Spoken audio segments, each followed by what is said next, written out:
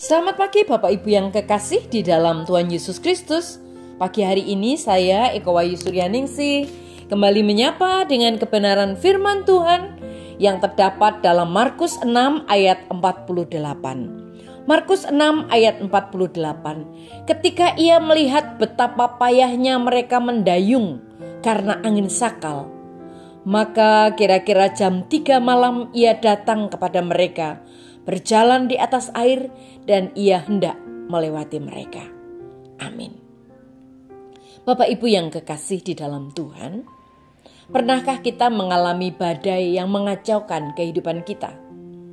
Di dalam Markus pasal 6, Tuhan Yesus mengutus para pengikutnya untuk pergi ke Betsaida sebelum dia pergi sendiri untuk berdoa. Itu bukanlah perjalanan yang panjang dengan perahu, tetapi para pengikutnya tersapu badai. Ketika Yesus melihat mereka sedang berjuang melawan angin di tengah danau, dia datang menolong mereka. Apakah hidup kita terasa seperti kehidupan para pengikut Tuhan Yesus pada saat itu?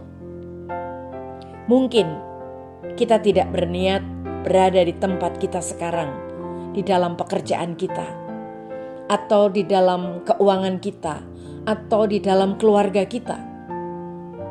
Kita telah terlempar dari jalur oleh situasi yang tidak dapat kita kendalikan. Kita merasa seharusnya sudah sampai di tujuan awal kita sekarang. Tetapi pada titik ini kita telah putus asa untuk sampai ke sana. Kita hanya ingin kembali ke tempat yang aman.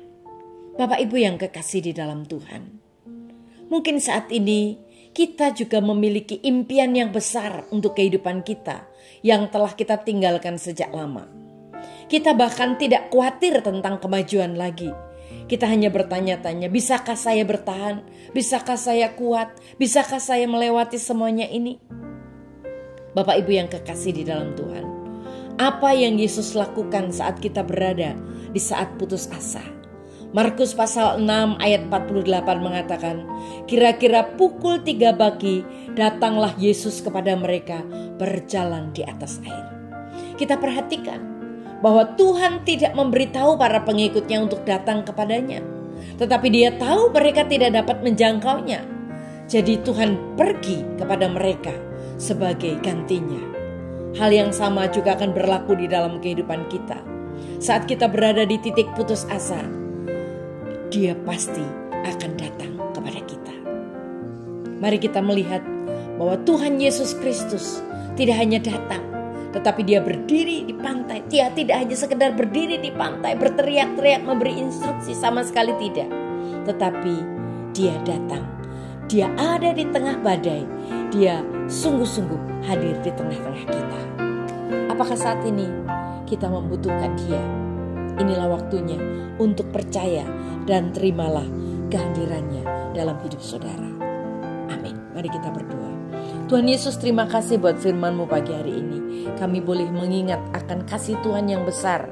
Dan saat kami menghadapi badai, biarlah kami boleh percaya bahwa Tuhan pasti datang menolong kami. Dalam nama Tuhan Yesus kami berdoa. Haleluya. Amin.